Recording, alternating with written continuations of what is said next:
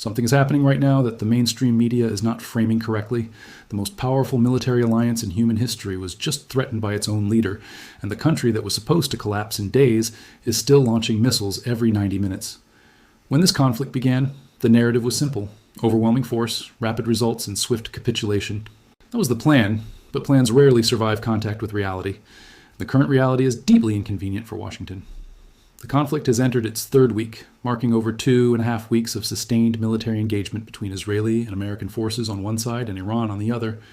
Yet, Iran is still standing and, more importantly, firing back. According to reports emerging from Israeli media, including Channel 12, there were periods within the last 48 hours where new waves of Iranian missile attacks arrived every 90 minutes from Saturday midnight through Sunday night. This continuous, relentless, and coordinated effort is not the behavior of a country on the verge of collapse. It is the behavior of a nation that prepared quietly and thoroughly for this exact moment. Here is where the situation becomes genuinely alarming.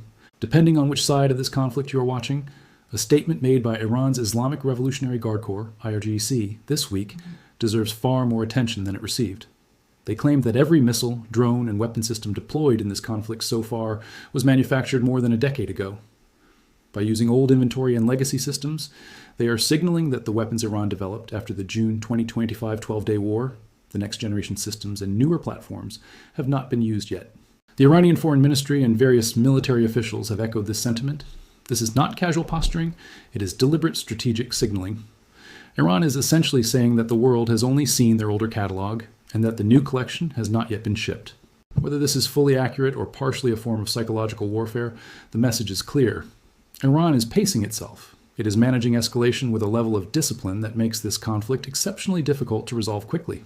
At the same time, a moment occurred that should be dominating every international headline. The United States issued what can only be described as a threat to NATO. The message, as reported and widely circulated, suggested that if NATO member states do not align with American objectives in this conflict, specifically regarding Iran, then those countries should not expect full American commitment to their defense in any future crisis. The cornerstone of Western collective security, the foundational promise that an attack on one is an attack on all, was just used as a bargaining chip. This is an extraordinary development. However, before considering what this means for the future of the alliance, we must ask the more revealing question: why does America feel the need to pressure its allies at all? When a nation must coerce its partners into participation, it reveals a critical problem with the underlying situation. Strength does not beg, and leverage does not plead.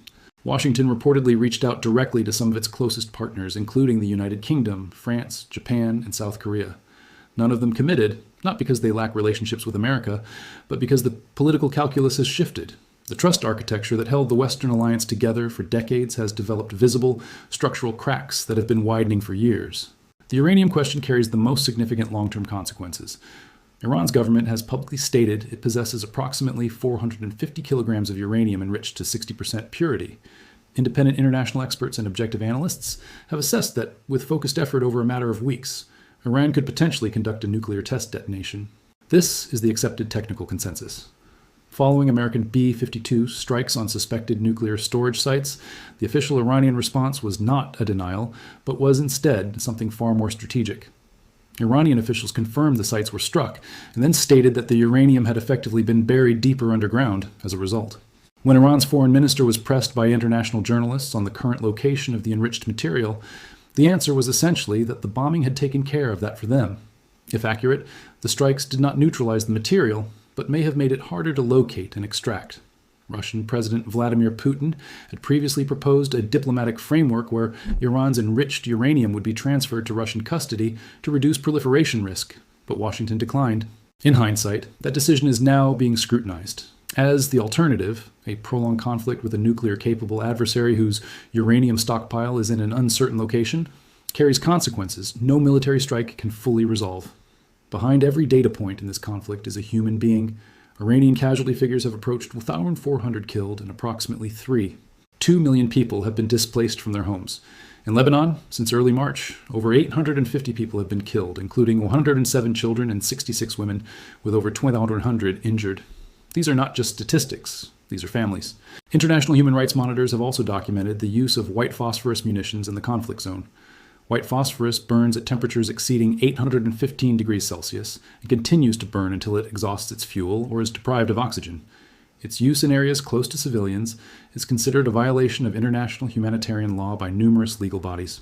Reports also indicate that approximately 500 individuals have been detained inside Iran on accusations of providing intelligence to enemy forces during the bombardment. Roughly half were reportedly government employees accused of target identification and transmitting location data. While the internal pressure and physical damage are real, Israeli security officials reportedly told their own government this week that no meaningful strategic progress has been achieved. Efforts to catalyze a civilian uprising against the Iranian government have produced no results, which is a significant assessment from within the security establishment. Iran has absorbed significant damage to its infrastructure, and its leadership has suffered losses, yet its command and control structure appears intact. In warfare, command and control is everything. An army that maintains coordination and leadership coherence can absorb physical damage and continue fighting. What breaks nations is not destruction alone, but the disintegration of command. Iran hasn't disintegrated. Meanwhile, economic pressure on all parties is compounding, with early estimates suggesting losses in the range of $16, $5 billion within the first 12 days. Global shipping routes remain under stress, and the Strait of Hormuz, through which 20% of the world's oil passes, hangs over every diplomatic conversation like a suspended blade. There is a strategic asymmetry here. If the strait reopens while the conflict is active, Washington can frame it as a win. If it reopens only after negotiations conclude, then Iran controls the narrative and claims a strategic victory. If that happens, Gulf states that purchased billions in American military hardware will wonder why the power couldn't decisively resolve the crisis, potentially reshaping regional security architecture for a generation. Inside the United States, a parallel battle is underway as senior officials accuse domestic media of deliberately distorting coverage to damage the administration's credibility. They argue that institutional hostility shapes public perception more than battlefield reality.